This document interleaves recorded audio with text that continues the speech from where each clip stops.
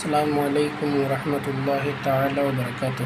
دوستو، اب تک آپ نے 26 پارے کی تفسیر کا خلاصہ سماعت کر لیا ہے۔ آج 27ویں پارے کا آغاز ہونے جا رہا ہے۔ دوستو، اگر اب تک آپ نے چینل کو سبسکرائب نہیں کیا ہے تو سبسکرائب کر لیں اور بیل کے آئیکن کو دبا دیں تاکہ ہر آنے والی ویڈیو آپ تک آسانی سے پہنچ سکیں، اور اپنے دوستوں احباب تک بھی ویڈیو کو شیئر کریں۔ 26ویں پارے کے آخر میں ابراہیم علیہ السلام کے پاس فرشتوں کی بشری شکل میں آمد اور ابراہیم علیہ السلام کی طرف سے مہمان نوازی کے اہتمام کا دلچسپ واقعہ مذکور ہے۔ اس پارے کے شروع میں اس بات کی مزید وضاحت کی گئی ہے کہ ابراہیم علیہ السلام کے پاس آنے والے اجنبی انسان نہیں بلکہ بشری شکل میں فرشتے تھے۔ تو ابراہیم علیہ السلام نے ان سے پوچھا کہ آپ کا ارادہ کیا ہے؟ انہوں نے کہا کہ ہم مجرموں کی ایک قوم کی طرف بھیجے گئے ہیں تاکہ ان پر مٹی سے پکے ہوئے پتھر برسائیں، جو آپ کے رب کے نزدیک حد سے تجاوز کرنے والوں کے لیے نشان زدہ ہیں۔ قوم لوط پر اللہ پاک نے عذاب نازل فرمایا اور اس بستی کو نیست و نابود فرما دیا۔ اس کے بعد فرعونیوں پر نازل ہونے والے عذاب کا تذکرہ ہے کہ فرعون اپنی حکومت اور طاقت کی وجہ سے حق سے منہ پھیرتا رہا اور موسیٰ علیہ السلام کو معاذ اللہ مجنون اور جادوگر قرار دیتا رہا۔ اللہ پاک نے اس کو اور اس کی فوجوں کو سمندر میں غرق کر دیا۔ قوم عاد کی تباہی کا واقعہ پھر بیان کیا گیا کہ وہ اللہ پاک کو بھول چکے تھے۔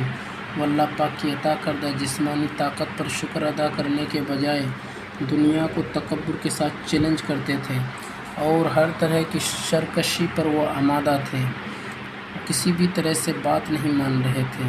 اس کے بعد اللہ تبارک و تعالی ان پر بھلائی سے بالکل خالی ہوا کے ذریعے عذاب نازل فرمایا۔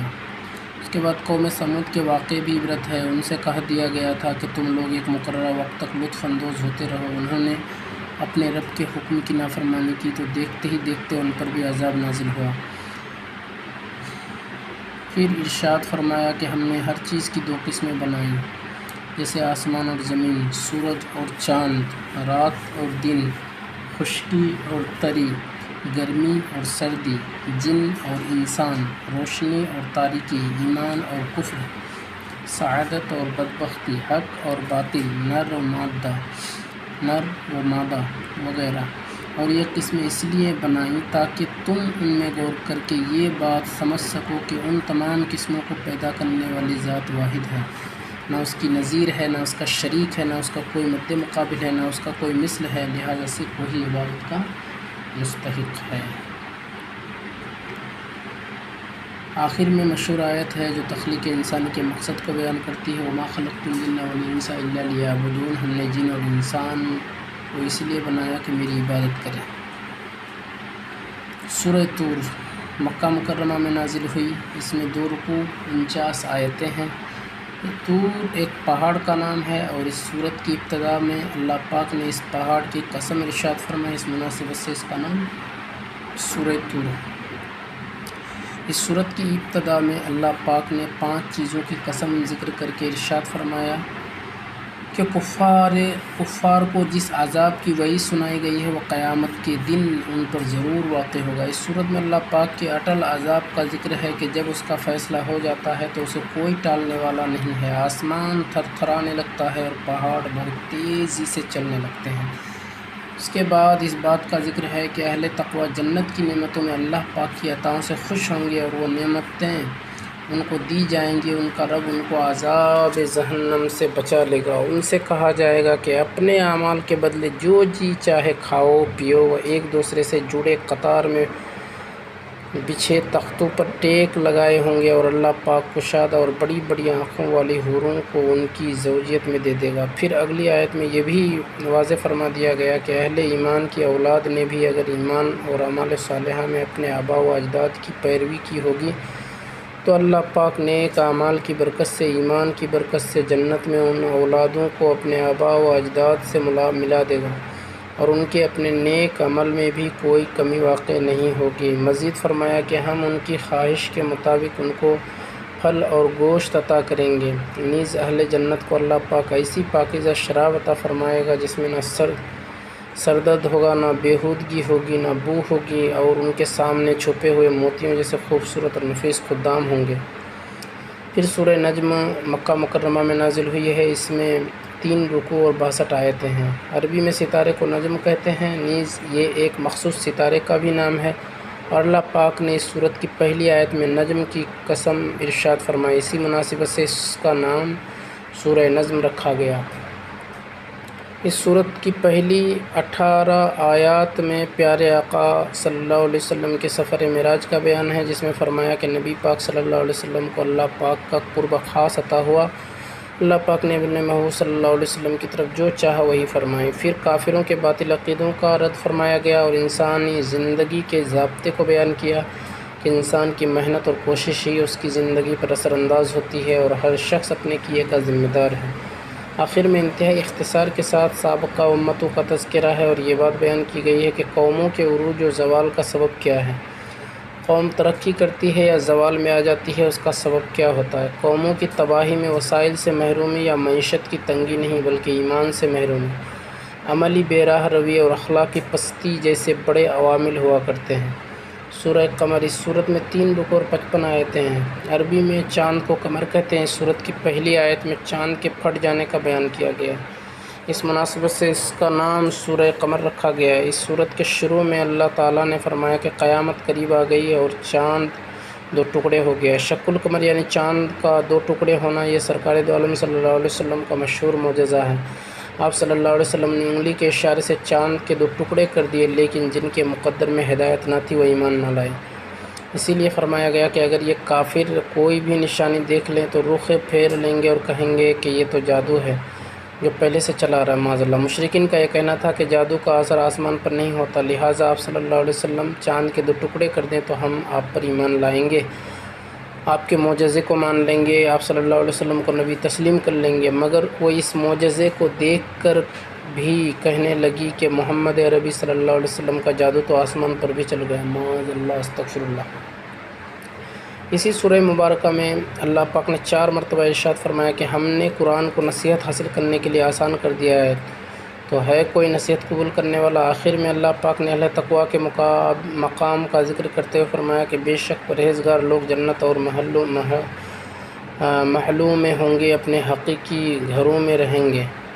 سورہ رحمان، سورہ رحمان مکہ مکرمہ میں نازل ہوئی ہے۔ اس سورت میں 3 رکوع اور 78 آیتیں ہیں۔ اس سورت کا نام سورہ رحمان اس لیے رکھا گیا کہ اس کی ابتدا اللہ پاک کے اسماء حسنی میں سے ایک اسم الرحمن سے کی گئی ہے۔ نبی اکرم صلی اللہ علیہ وسلم نے ارشاد فرمایا ہر چیز کی ایک زینت ہے اور قرآن کی زینت سورہ رحمان ہے۔ اس سورت کی ابتدا میں اللہ پاک نے اپنی عظیم نعمتوں جیسے قرآن پاک کے وہ نازل کرنے، تاجدار رسالت کو اس کی تعلیم دینے، آپ صلی اللہ علیہ وسلم کو دنیا و آخرت کی تمام چیزوں کی تعلیم دینے کا ذکر فرمایا۔ کفار اور مشرکین مکہ یہ الزام لگایا کرتے تھے کہ محمد عربی صلی اللہ علیہ وسلم کو معاذ اللہ کوئی شخص خفیہ قرآن سکھاتا ہے، تو اس کے جواب میں اس سورت کی ابتدائی آیات نازل ہوئی کہ وہ رحمان عز و جل ہی ہے جس نے خود اپنے محبوب صلی اللہ علیہ وسلم کو قرآن سکھایا، اسی نے اس کامل انسان کو پیدا فرمایا، اسی نے نبی کریم صلی اللہ علیہ وسلم کو ما کان و ما یکون یعنی جو ہو چکا اور جو ہونے والا ہے اس کا بیان سکھایا۔ اس کے بعد بتایا کہ سورج اور چاند ایک نہایت ہی دقیق نظام کے تحت چل رہے ہیں، پورے پودے اور درخت بھی اللہ کے نظام کے پابند اور اس کے سامنے سجدہ ریز ہیں۔ اسی نے آسمان کو بلند کیا اور عدل و انصاف کے مظہر ترازو کو بنایا۔ ان دنیاوی نعمتوں کے علاوہ اخروی نعمتوں اور عذابوں کا بھی اس صورت میں بیان ہے کہ آگ کے وہ شعلے اور دھواں جن میں سانس لینا مشکل ہو جائے گا، اور جہنم جس کی ایک چنگاری بھی انسان کو جلانے کے لیے کافی ہوگی۔ دوسری طرف اللہ نے ڈرنے والوں کے لیے شاخوں والے سرسبز باغات کی خوشخبری ہے، ان میں بہتے ہوئے چشموں اور ہر قسم کے میووں کی دو قسمیں اور بچھے ہوئے قالین ہوں گے، ریشم کے تکیوں کے ساتھ جنتی ٹیک لگائے بیٹھے ہوں گے، اور یاقوت اور مرجان کی طرح حسن و جمال اور خوبصورتی کی پیکر جنتی حوریں ہوں گی جو اپنے شوہر کے علاوہ کسی کی طرف نگاہ اٹھا کر بھی نہ دیکھتی ہوں گی۔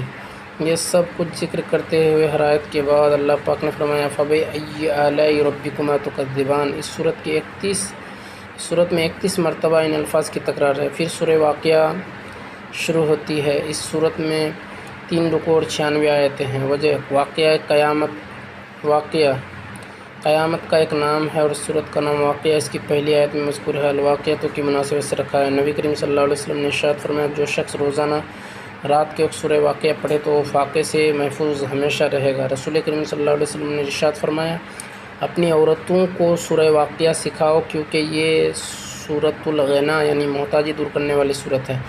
اس صورت کا مرکزی مضمون موت کے بعد اٹھائے جانے کا عقیدہ ہے اور قیامت ایسی حقیقت ہے جسے جھٹلانا ممکن نہیں۔ اس دن عدل و انصاف کے ایسے فیصلے قائم ہوں گے جس کے نتیجے میں بعض لوگ اعزاز و اکرام کے مستحق قرار پائیں گے جبکہ بعض لوگ ذلت و رسوائی کا منہ دیکھنا پڑے گا۔ لوگوں کی نیکی اور بدی کے حوالے 3 جماعت بنا دی گئی ہیں: اصحاب المیمنہ، اہل سعادت اور اہل خیر، السابقون والمقربون، یہ وہ لوگ ہوں گے جو نیکی میں سب پر سبقت لے جائیں گے۔ اصحاب المشأمہ، یہ بد نصیب لوگ، اہل جہنم۔ اس کے بعد ایک بار پھر جنت کی پرکشش نعمتوں کا ذکر ہے۔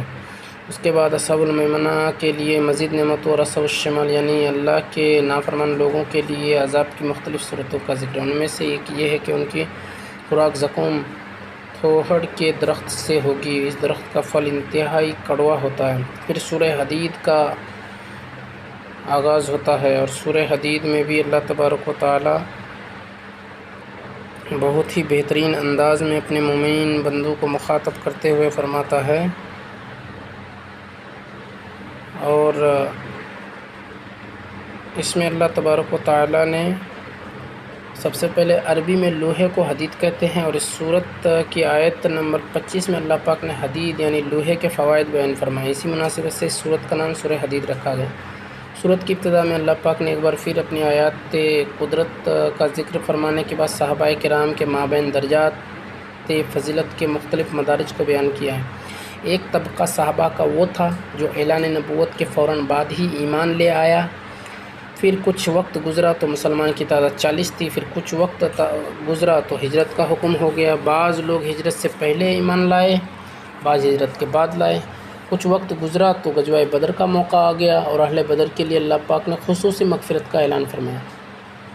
پھر صلح حدیبیہ کا وقت آیا، اللہ پاک نے اس موقع پر موجود تمام صحابہ کو اپنی رضامندی کی خوشخبری عطا فرمائی۔ پھر فتح مکہ کا موقع آ گیا جس کا اس سورت کی 10ویں آیت میں ذکر ہوا، مگر اس میں باہمی فضیلت اور درجہ مندی سے کسی کو یہ حق نہیں پہنچتا کہ کسی صحابی کے مرتبے کو کم کرنے کی کوشش کرے یا ان کی شان میں کوئی نازیبہ کلمہ کہے۔ اللہ پاک نے اس طرح کے تمام فتنوں کا دروازہ بند کرنے کے لیے ارشاد فرمایا کہ اللہ پاک نے تمام صحابہ کے ساتھ بھلائی کا ارادہ فرمایا ہے۔ آیت نمبر 12 میں فرمایا میدان حشر میں مومنین و مومنات کی امتیازی شان ہوگی اور ان کا نور ان کے سامنے اور ان کے دائیں جانب نمایاں اور روشن ہوگا اور انہیں جنت کی بشارت دی جائے گی۔ اس کے بعد فرمایا منافق مرد اور عورتیں مومنوں سے کہیں گے کہ تم ہماری طرف دیکھو، ہم بھی تمہارے نور سے کچھ روشنی حاصل کر لیں۔ ان سے کہا جائے گا تم اپنے پیچھے لوٹ جاؤ، پھر کوئی نور تلاش کرو، پھر ان کے درمیان ایک ایسی دیوار حائل کر دی جائے گی جس میں دروازہ ہوگا، ان کے اندرونی حصے میں رحمت ہوگی اور باہر کی جانب عذاب ہوگا۔ لوہا اپنے اندر بھرپور انسانی منافع لیے ہوئے ہیں، اس سے طاقت اور قوت کا اظہار ہوتا ہے۔ یہ طاقت اور قوت اللہ کے دین کی حمایت اور اس کے نفع میں استعمال ہونی چاہیے۔ اس کے بعد انبیاء کرام علیہ السلام کا تذکرہ، ان کے متبعین اور ان کے پیروکاروں کی صفات اور قیامت میں ان کے لیے اجر عظیم کے وعدے کا ذکر ہے، اور یہ سب اللہ کے فضل اور اس کی عطا کردہ توفیق سے ہی میسر آ سکتا ہے۔ پھر یہاں سے پارے کا اختتام ہوتا ہے۔ انشاءاللہ اس کے بعد ہم 28ویں پارے کی تفسیر کا خلاصہ سماعت کریں گے۔ اگر آپ نے چینل کو سبسکرائب نہیں کیا ہے تو ضرور سبسکرائب کریں۔ السلام علیکم